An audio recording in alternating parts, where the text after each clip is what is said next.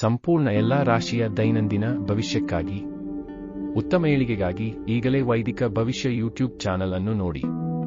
ಧನ್ಯವಾದಗಳು. ಅತಿಥಿ ದೇವೋ ಭವ ಎನ್ನಲು ಕಾರಣವೇನು? ನಂಬಿಕೆ ಏನು?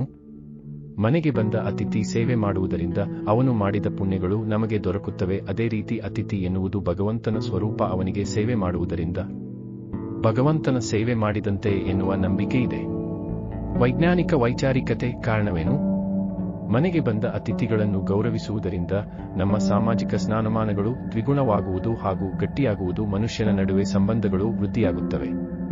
ಮನುಷ್ಯನು ತನ್ನ ಗುಣನಡತೆ ಸ್ವಭಾವವನ್ನು ಹೆಚ್ಚಿಸಿಕೊಳ್ಳಬಹುದು. ಗಮನಿಸಿ.